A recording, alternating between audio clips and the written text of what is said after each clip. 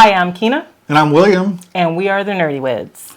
Yes, and we are talking about board games as gifts to those people in your life. Yeah, Christmas is coming up, and it's time to give some gifts, and what better to give than board games?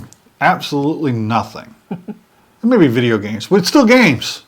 Yeah, it still counts. Still counts. Yeah, but none of that is on our list today. No, and these are games you can sit down and play with your families.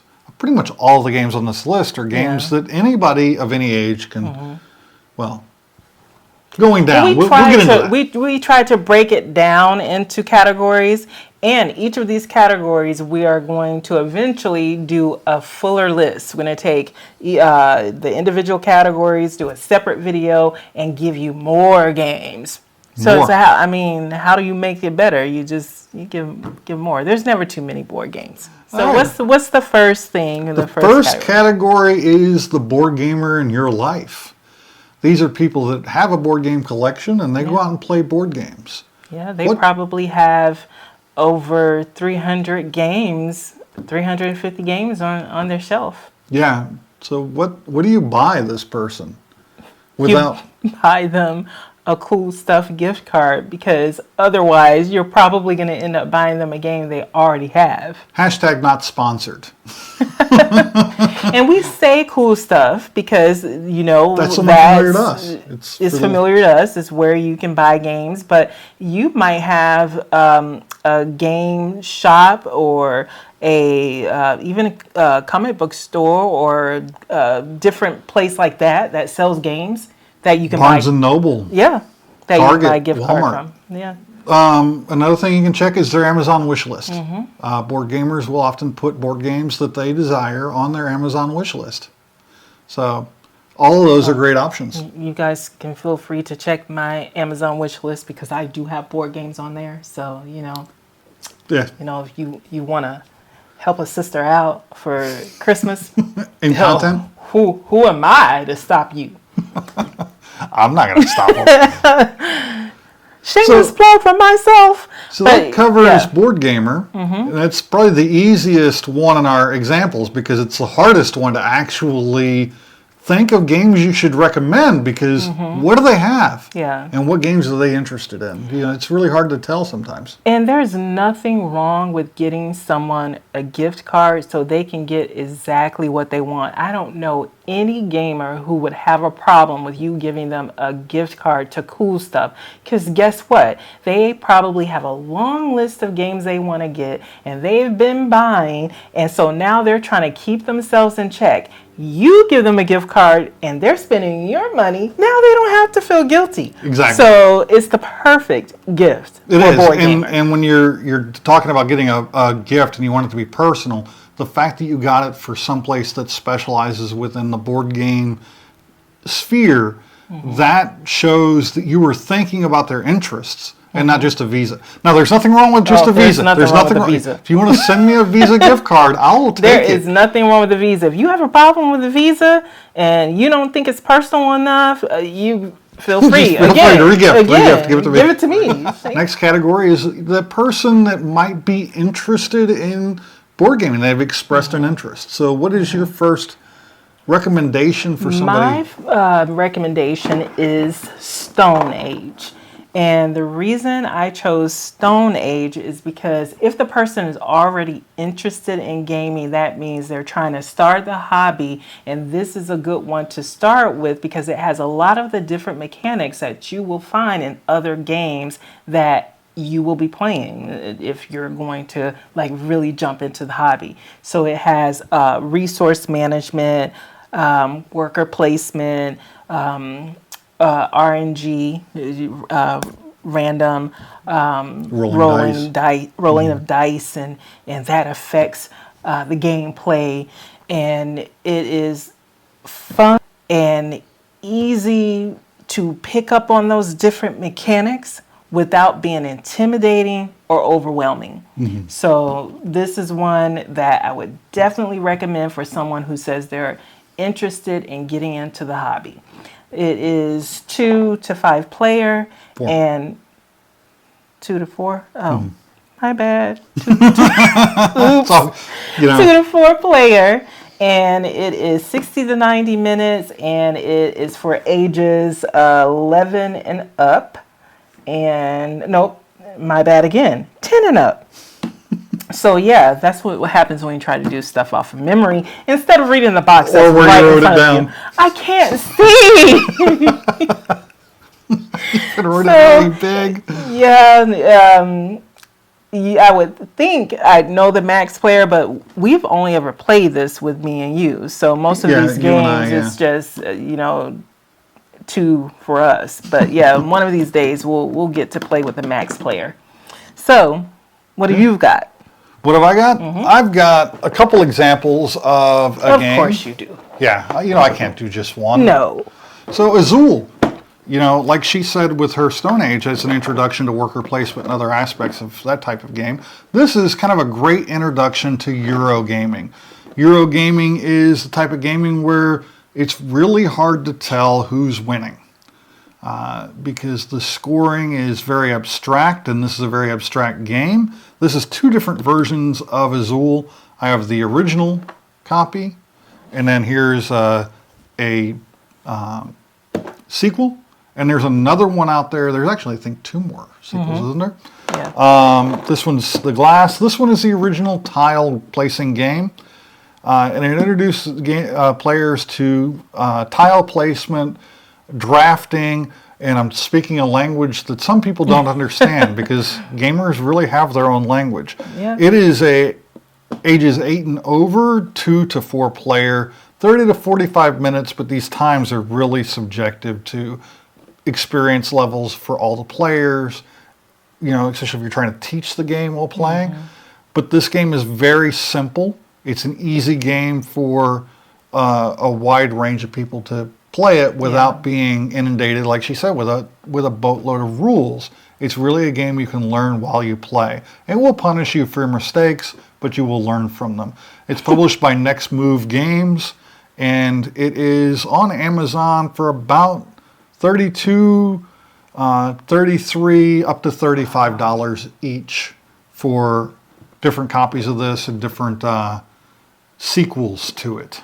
I made that face because I didn't give the price of my game. Oh, you didn't? It's on. Well, I wanted to kind of avoid that because I was hesitant to even put it on the list because it's $50 on Amazon, and that's a lot of money to me. It's a lot of money. And so I'm assuming that someone will buy this for someone that they really care about and they really want to get into gaming because if that situation is completely worth it. If you don't have a copy of this game, of Stone Age in your collection, and you got a friend who wants to get into board games, this is a great game to put in their collection so you can go play it at their house. Exactly. See, that's the way the thing's smart. I like I'm that. a thinker. I thunk it. And that is the only game on my list that's $50. The rest of my games I try to keep at an affordable and reasonable level. So that being said, Shots we're gonna fired. jump. Yeah, because I think I've only got one. I've only got one. We each only had one, Yeah. so we can't talk about each other because we both did the same thing. So the next one is games that are good for families. So for me, I did. No, it's not. I just jumped right ahead. Didn't You I'm did. all over the place. You did. I'm a hot mess today. You're hot. Okay, we're both a mess. So we went for people who are interested in games, but this next one is people who are not really interested in games, but you're trying to get them interested. Yes. So, you're trying to reel them in. So that category I did Ticket to Ride. So see, I had the right game. I just didn't have the right category.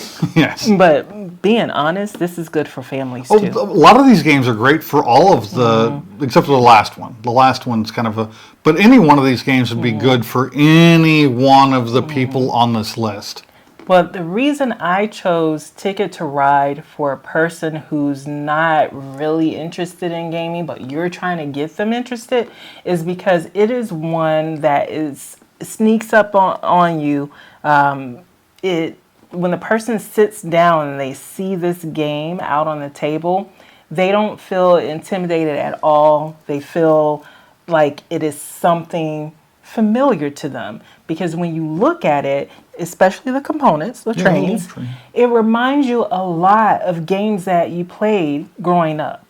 So it makes most people more open to playing this game. And once they play and realize how fun it is, how simple it is to learn, they really do get lost in it. And it is a gateway game that allows people to realize that, hey, board gaming is not that hard. No. It is really fun. So this is one that I definitely recommend to give to someone who's not really interested in gaming, but you're trying to get them into the hobby.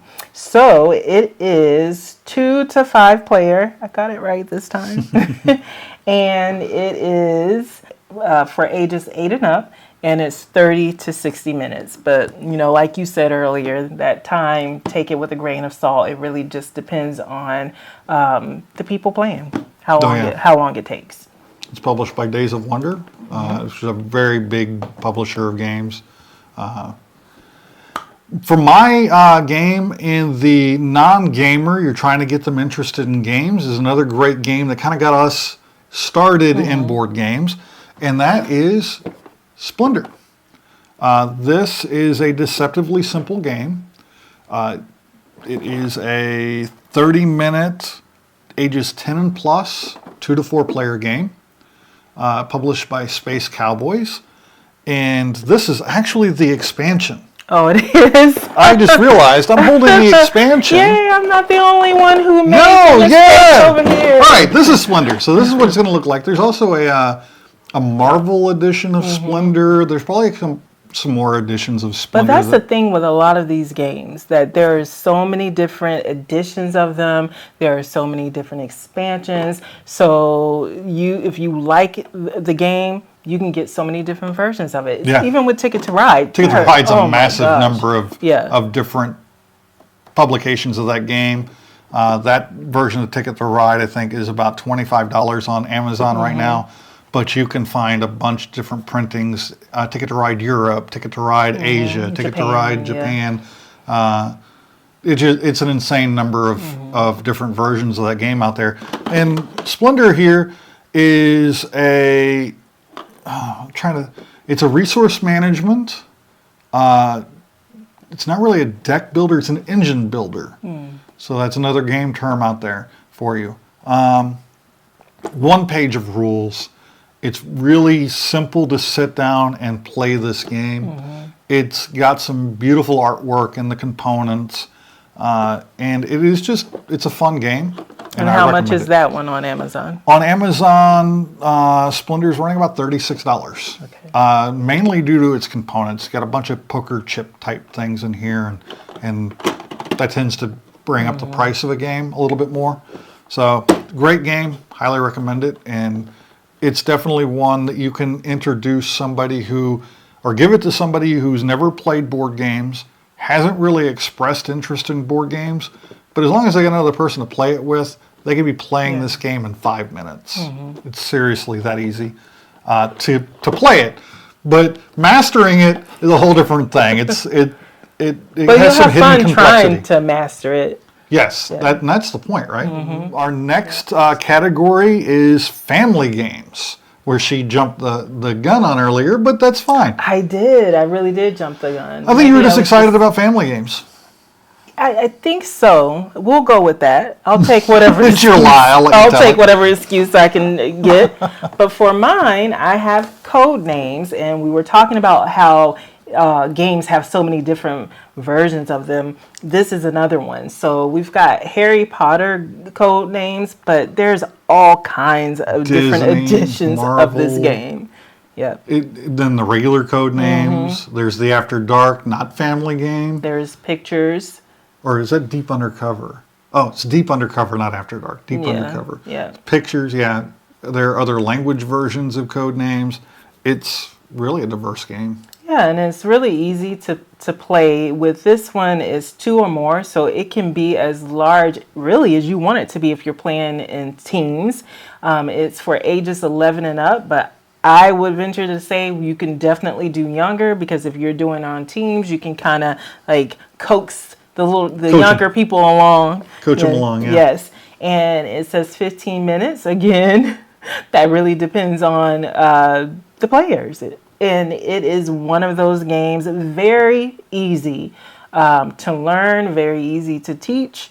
You put down some pictures on each side. You follow a grid of which pictures you will be giving clues to for your teammates to guess. And you just have to reach whatever that number is before the other team. See how easy that it was Yes. to explain? Yes, it was. So this is why I put this on my list as a good family game. That is a wonderful family game, and it's another one of those like Ticket to Ride, Code Names, and Splendor that are very ubiquitous right now. You can go to Walmart and get these games. You can go to Target and get these games. Yeah. You can go And Amazon, it's on obviously. Amazon for $16, Yeah. which is another reason why I put it on my list because it is very affordable, and I'm all about Yeah, the getting, prices are varying according to which version of Code Names you buy, but the base game Code Names is $16. Yeah, on Amazon. and I'm all about getting a really good deal. So whenever I can get a good game for a good price that I think a lot of people will like, and so it'll be on the table a lot, that excites me. Yeah, and that's the cheapest game of all the games we've got in front of us for this list. All right, my family game, and I couldn't find our regular version of this game, so I'm busting out the big box. This is a wonderfully simple game that can get anybody into board games, and it is fun for the entire family. It's Carcassonne. This will introduce your players to some abstract scoring techniques, but also tile placement. This game is all about tile placement and kind of worker placement, kind of. You're putting the workers out on the little map that you're building, and they're going to score points for you when you reach certain objectives. Some of them might be stuck out there the whole game. Some of them you're going to get back when you reach your objective. It is a game published by Z-Man, same as Stone Age, same publisher. It is ages 7+, 2 to 6 players for 35 minutes. I think this is our highest player count game on the list, and that's why I kind of chose it as one of my family games. This one contains the base game plus 11 expansions. For the base game on Amazon right now, you're going to find it probably around, what was it? $34. $34. It's actually $33 and change, but $34 for the base game, $39 for the 20th anniversary edition, which just gives some foil printing on the card. It's a prettier version of the game, but this game is awesome. I love this game. It's one of the games. This is one of the big games that got Kina and I into board games. We played this game so many times, along with Splendor. Yeah. When we first got our game collection, it was one of the games we bought from Toys R Us when it was going out of business, and that's when we started our board game collection. And this has been on our shelf ever since, and we've loved the hell out of it. And that is Carcassonne. We should revisit the games that we bought from Toys R Us when they went out of business. Yes. Because really, like you said, that is what started our collection. We went there and they had a great going out of business sale. And we were like, we're racking up on these board games because we've been wanting to get into board games. So this is the perfect time. And also, that same thing led to one of our biggest regrets for a long time Yeah. on a particular game, especially after we played it. But we'll get into that in that video. So the next category is games that you can get for kids. So got some kids on your Christmas gift list because, you know, Christmas is all about the kids for the most part. I went with King Domino, and King Domino is 8. This version is 8 and up, but there is a version out there. What is it? My first King Domino or Dragon Domino. Dragon Domino. And that is age 5 and up. So you have options. Both versions are 2 to 4 player and about 15 minutes of playtime. And this is a dominoes with a twist. Yeah. You're building a kingdom, so you're placing tiles adjacent to the one placed before, and of course there's rules that you have to follow, but the rules are very simple and very straightforward. And this is good for kids, but again, like all of these games, it's good for the whole family. So that's even better because a lot of times when your kids are playing the games, you're probably playing it with them too. So you want to have fun with the game as well. And this is one that I actually love, and it reminds me a little bit of Carcassonne. Oh yeah, it's got some of that same tile placing, terrain matching kind of element to it. Yeah, it's another great game. Another great game. Big game in a little box. Yep. And did I give the price? No. What? $20? Yeah. $20. Another in one. Both versions. My First King Domino and this both are $20. Yep. So another one that's a really good, affordable price that is The game is, in my opinion, the game is worth more than that. But we won't tell the developers. We'll keep that quiet. You knew it was coming. I have to shoehorn Scythe into this video somehow, and you're probably wondering, how is he going to shoehorn Scythe into the children's section, the kids section?